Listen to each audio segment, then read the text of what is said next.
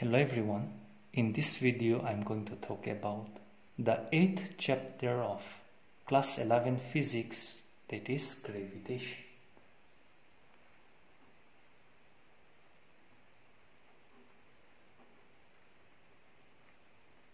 Now the first topic that I'm going to discuss under this gravitation is Keplers Law of planetary motion. Now, there are three Keplers Law of planetary motion: Keplers First Law, Keplers Second Law, and Keplers Third Law. So let's see what is Keplers First Law. Now, every planet, they revolve around the sun, not in a circular orbit, but the shape of the orbit is an ellipse or elliptical orbit. What is ellipse? Ellipse is something like an oval shape, or it has like the shape of an egg. So this is your ellipse. Now in ellipse we have the major axis. This line is known as your major axis, and we have the minor axis. So on this major axis we have two fixed points known as the focus. So here F1 and F2 are the focus. Now, how do we locate this focus? Let us say that A is any point on your ellipse. Now, I'm going to draw a line joining A and F1. So this distance AF1, I'm going to mark it as R1. And I'm going to draw another line joining this A and F2. So this distance, I'll write it as R2. So the sum of this distance, that is R1 plus R2, gives us a certain quantity. Now, let us consider another point on the ellipse, B. Again, I'm going to draw a line joining this point and your first focus F1, and let this distance be given by R1 again. And you draw a line joining B and the second focus F2. Now you give this distance as R2. Then in this case also R1 and R2, okay, in this case R1 and R2 gives us the same quantity as the sum of the previous R1 and R2. That means the sum of the distance AF1 and AF2, sum of the distance AF1 and AF2 will be equal to the sum of the distance BF1 plus BF2. In other words, R1 plus R2 always remains constant. We can choose another point here, C, and you draw a line joining C and F1. You draw another line joining C and F2. Then the sum of the distances, that is CF1 plus CF2, will be equal to the sum of the distances of AF1 and AF2 will also be equal to the sum of the distances BF1 and BF2. So AF1 plus F2, AF2, which will also be equal to BF1 plus BF2. Okay, That means, in other words, R1 plus R2 always remains constant. So that is what is known as ellipse. So Kepler's first law says that every planet revolves around the Sun in an elliptical orbit, with the Sun located at either of the focus. Means the Sun may be located at either F1 or F2. That is Kepler's first law of planetary motion. Let's write down the definition. Every planet revolves around the Sun, not in circular orbit but elliptical orbit. In elliptical orbit, with the Sun located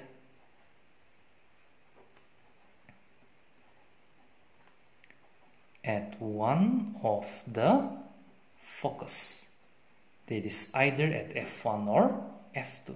So that is known as Kepler's first law. Now let us see what is meant by Kepler's second law.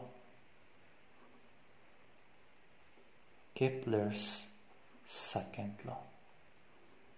Now in the first law we know that every planet, they revolve around the Sun in an elliptical orbit with Sun at one of the focus, either at F1 or of F2. Say F1. Now,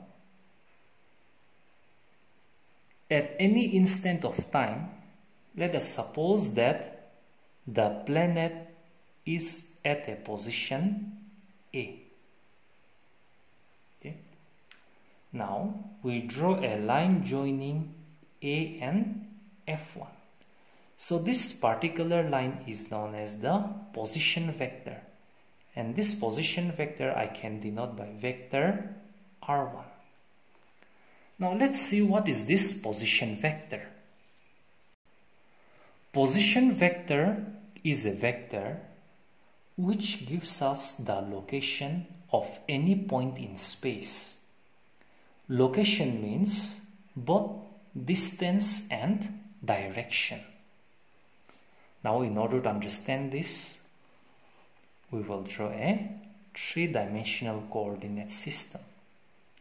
This is your x-axis, this is your y-axis, and this is your z-axis, and this is your reference point, the origin. Now let us consider any point A in space. Since the point A is in space, so its coordinate is suppose x, y, and z. Now I'm going to draw a line joining this O and A. Then the line joining O and A is given by OA, or I can say vector OA. So this vector OA is a vector which gives us the location of this point A in space with respect to your origin O. And OA, vector OA is known as your position vector. So the position vector of A is given by vector OA. And we can write it to be any vector, say R. Suppose vector R is the position vector of A, that is OA. So instead of vector OA, I can write it as vector R, where vector R is the position vector of the point A. Let me repeat. Position vector is a vector which gives us the location of any point in space with respect to a fixed point. Now let's come back to the Keplers second law. So here the position vector of A is denoted by vector R1. So vector R1 gives us the location of this point A with respect to F1. Okay. So initially the planet is at a point A1 in which its position vector is given by r1. Now, after some time, okay, say after 1 day, the planet comes to another position B, and let the position vector of this point P with respect to F1 be given by vector R2. Now the planet moves from A to B, say with a velocity V1, okay, in 1 day, or after some time, say in 1 day. Now, if the planet moves from A to B, this is the particular area. This is the area that is being swept by your planet, or this is the area that is described by the planet. So the area described by the planet in going from point A to B is given by area of triangle AF1B. Also suppose that the planet is at a position C. Now you draw a line joining F1 and C. So this line gives you the position vector of C with respect to the point F1. So let us denote this position vector by R3.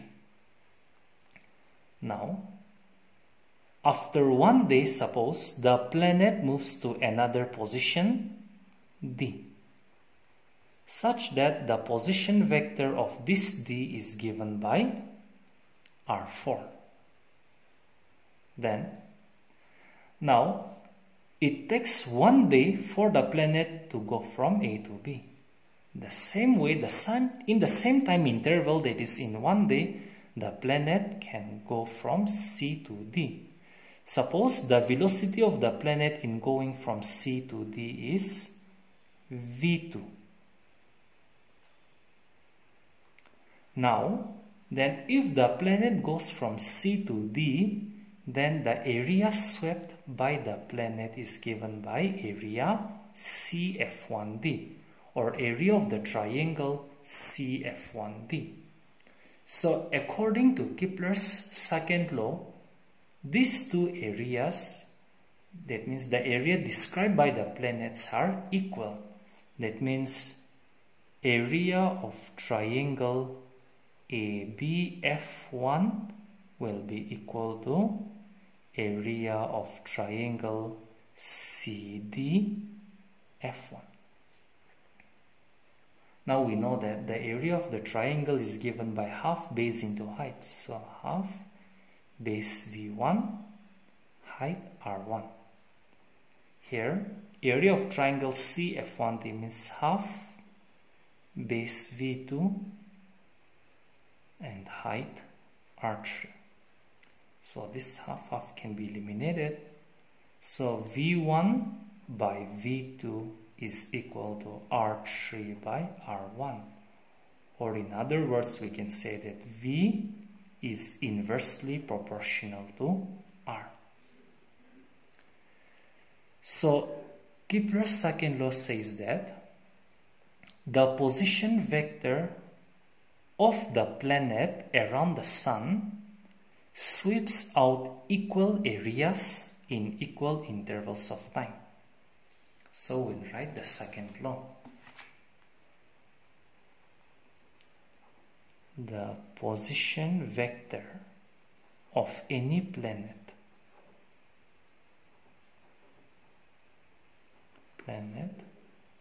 around the sun sweeps out equal areas in equal intervals of time. So that is known as Keplers' second law, which is also known as the law of areas. Now let us see the third law, Kepler's third law of planetary motion. Now,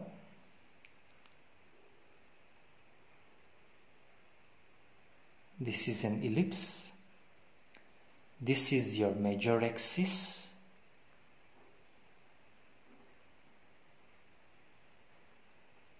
And this is your minor axis.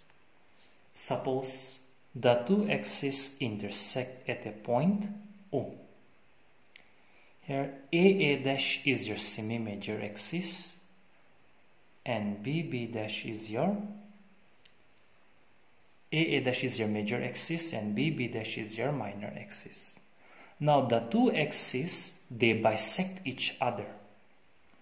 The length of the major axis AA dash is given by twice of small a, where 2a is the length of your major axis.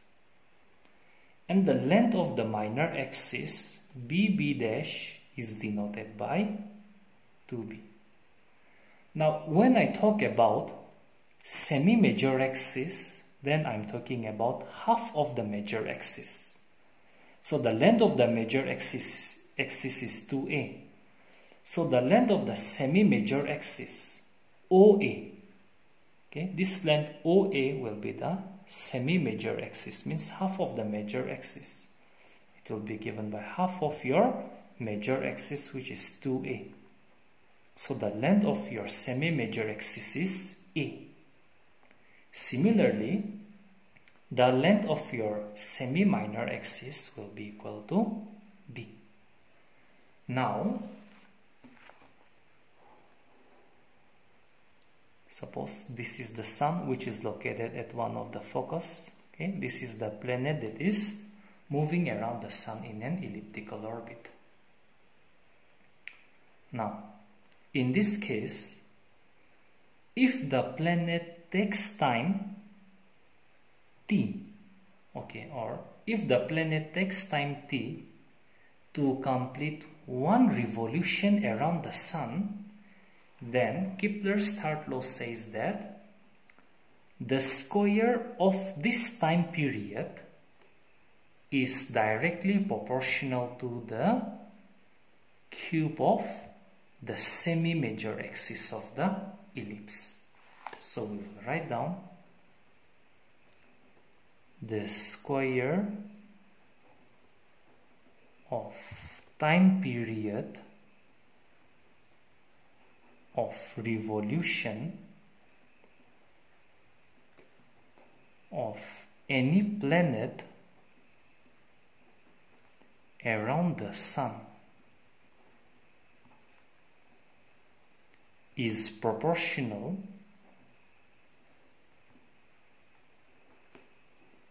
to the cube of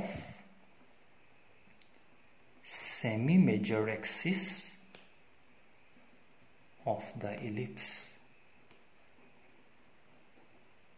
That is, t square is proportional to a cube. Now, let us consider two planets which are revolving around the sun in their own orbits. So this is the sun which is located at one of the focus. This is your first planet. This is your second planet. Suppose the semi-major axis of the orbit of the first planet is given by A1 and the semi-major axis of the orbit of the second planet is given by A2. Now, if the first planet takes T1 to complete one revolution around the sun and the second planet takes T2 to complete one revolution around the sun, then according to Keplers Third Law, we have seen that the time square of the time period of the first planet around the sun is directly proportional to the cube of its semi-major axis. That is equation 1. And the square of the time period of the second planet around the sun is also directly proportional to the cube of its semi-major axis. Now we can divide the two relations, then we see that T1 square by T2 square will be equal to A1 cube divided by A2 cube. So knowing T1 and T2, knowing the time period of the two planets around the Sun, and knowing the semi-major axis of the first planet, the semi-major axis of the second planet can be calculated. That means, in other words, we can say that knowing T1 and T2 and knowing the distance of one of the planet from the Sun, the distance of the second planet from the Sun can be calculated. Or we can also say that knowing the distances of the two planets from the Sun and knowing the time period of revolution of one planet around the Sun, the time period of the revolution of the second planet can be calculated. So these are known as the Kepler's third law of planetary motion.